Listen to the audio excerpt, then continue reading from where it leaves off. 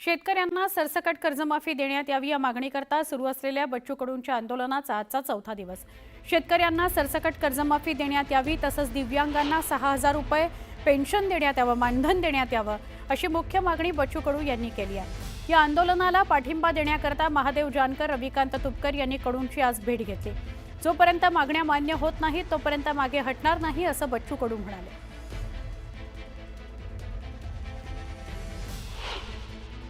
आम्ही तुम्हाला भीक मागत नाही आहे, अशा पद्धतीने बोलत असेल तर आम्ही इथं मरू पण झुकणार नाही।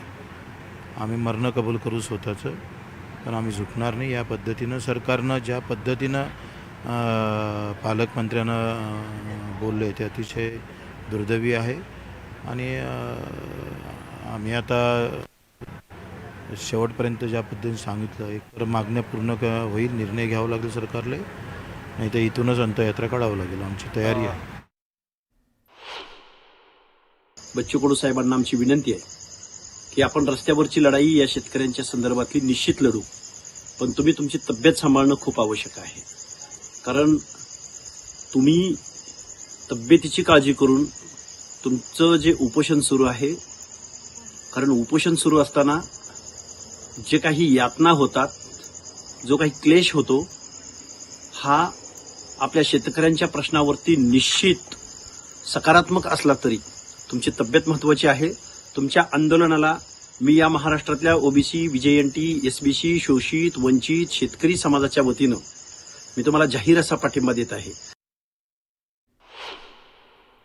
बच्चू कडू यांचं कर्जमाफीच्या मुद्द्यावर हे जे आंदोलन सुरू आहे, चौथा दिवस आजचा, या आंदोलनस्थळी कडूंच्या पत्नी नैना कडू आलेल्या होत्या। त्यांच्याशी संवाद साधला आमचे प्रतिनिधी संजय शेंडे यांनी। ताई, बच्चू कडूंची तुम्ही भेट घेतलेली आहे। कडू बच्चू भाऊ आंदोलनावर बसलेले आहेत, तब्येत त्यांची खालावत चाललेली आहे। तुमचं नेहमी काय बोलणं झालं, काय सांगाल?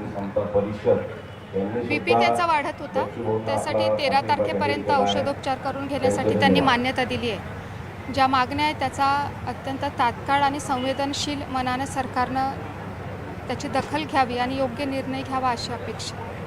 डॉक्टरांनी त्यांना प्रकृतीची काळजी घेण्यासोबतच वैद्यकीय उपचार घेण्यास देखील कन्व्हिन्स करण्याचा प्रयत्न केला, मात्र ते उपचार घेण्यास तयार नाही आहेत। तुम्ही काय सांगितलं त्यांना? त्यांनी त्यांच्या जो बीपी त्यांचा वाढत आहे त्यांच्यासाठी त्यांचा उपचार घ्यावा, 13 तारखेपर्यंत उपचार घेऊ असं त्यांनी शब्द दिला। 14 तारखेपासून हे आंदोलन जे आहे तीव्र आंदोलन करण्याचा इशारा जो आहे प्रहारच्या कार्यकर्त्यांनी दिलेला आहे। तुम्ही कसं पाहता याकडे? आंदोलन हे उग्र होणार आहे, सरकारने तातडीने मान्य करावं मागण्यास तुम्हाला वाटते? आंदोलन उग्र होणं म्हणजे सर्वच कार्यकर्त्यांना त्याचा त्रास असतो, त्यामुळं सरकारने याचा तात्काळ दखल घ्यावी अशी विनंती आहे।